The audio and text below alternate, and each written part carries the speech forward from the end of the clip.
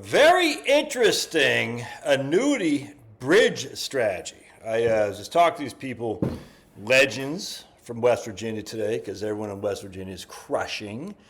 Somehow West Virginia has yet to get rid of their state income tax. I thought they were getting ready to do that, but apparently not. Anyway, very interesting. So my man has been putting money into his brokerage account for a long time. He's accumulated quite a bit of money in there, which is fantastic, because he's going to use that money to finance, between he and his better half, lifestyle while he's on Obamacare, which means he'll get Obamacare subsidies, significant subsidies, because he'll be under the threshold to look like he's at the federal poverty level. It's a freaking brilliant strategy. Yes, he did pay income tax to get that money into the brokerage account, but at the end of the day, you're paying tax or you're not, and what else is he going to do with it?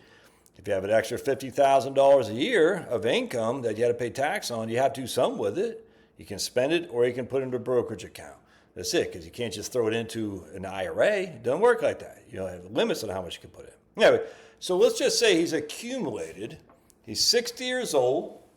It's not the exact numbers, but I thought it was pretty interesting as we're talking.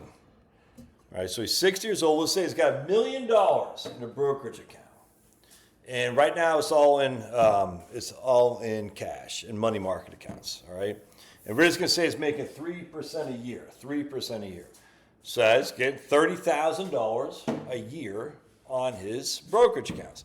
Now he wants this money liquid because he was going to have access. He needs to spend, he's spending money. He wants it liquid, all right? So what's going to happen is we're just going to say before he's 65, they're spending $100,000 a year off the portfolio in which to live on.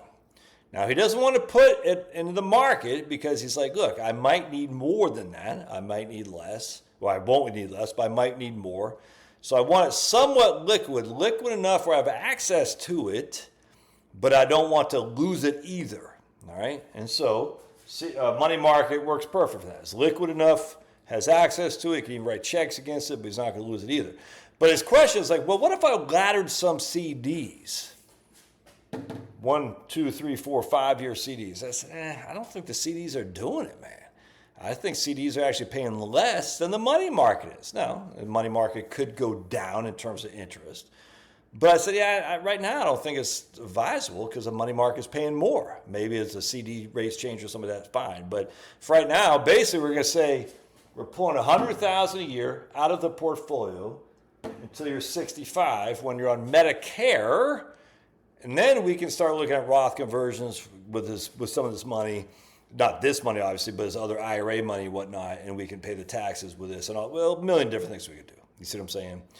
But for the time being, we're like, we still need access to this money. We want to use this money to spend because we don't want to get hit with taxes, and we'd like to maintain Obamacare subsidies.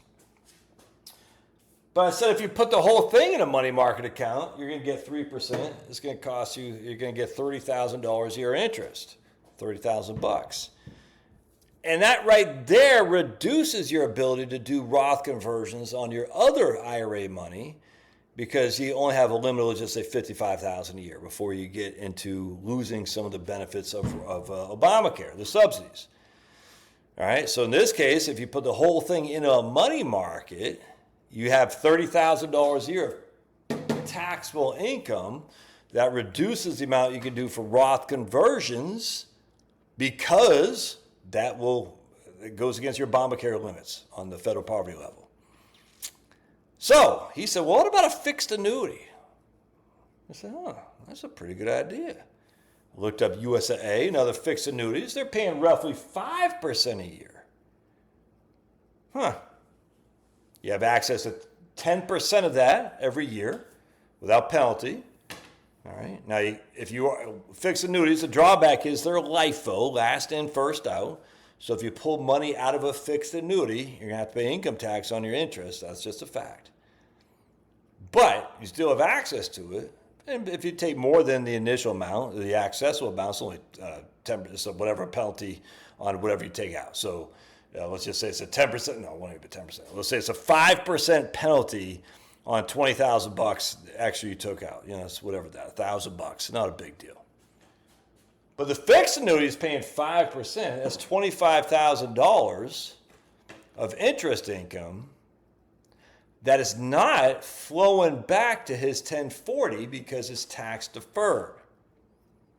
So instead of having a tax $30,000 in terms of his taxable income, if he put half of this $1 million into a fixed annuity, he only has $15,000 of taxable income, because the other $25,000 he gets in interest income off the annuity is tax deferred. It doesn't flow back to his 1040.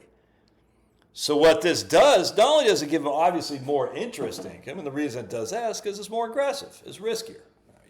How risky is it? Not that risky, but it's not FDIC insured. Oh, heaven forbid. Money markets aren't FDIC insured either.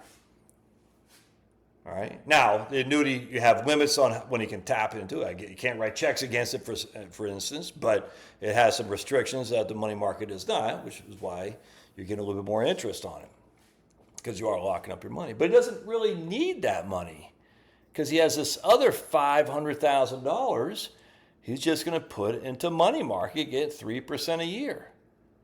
So basically what he's doing is saying, I'm going to put $500,000, I'm going to exclude the interest, which is higher in the fixed annuity, from my taxable income, which allows me then to do even more Roth conversions, because if he didn't do it, here he's limited to $25,000 of Roth conversions. Why? Because $55,000, whatever it is the max that he can do before he starts losing some subsidies. Here, on the other hand, because this interest income is excluded from his 1040, the only interest income he has is $15,000, which means it gives him an extra $15,000 to do Roth conversions. So in this case, if $55,000 is the limit, he can do $15,000 of Roth conversions. In this case, if $55,000 is, he can do $25,000 Roth conversions, excuse me. In this case, if $55,000 is the limit and he has $15,000 of taxable interest, he can do $40,000 of Roth conversions. He can do $15,000 more a year of Roth conversions until he's 65. Then he can do whatever he wants. Very interesting. Now again, $15,000 might not seem like that much, but that's $60,000, $75,000, subject to basically no income taxes. A little bit, not much, a couple hundred. Was it like 2,000? Is it 10%? So 15, whatever it is, maybe $2,000 to $3,000. Still keeps his Obamacare, gets actually more interest income, and when he's 65, he doesn't have to worry about it. The thing matures. Now, that $25,000 he's getting interest income times by 5, that's $125,000 of income he received. So if he were to take that out in one fell swoop, it's going to be a pretty significant taxes. So it'd be stupid to do that. You just start taking money out as you need once the thing matures. Or just let it be. That's a great bridge strategy. Just completely takes away that interest income off the 1040.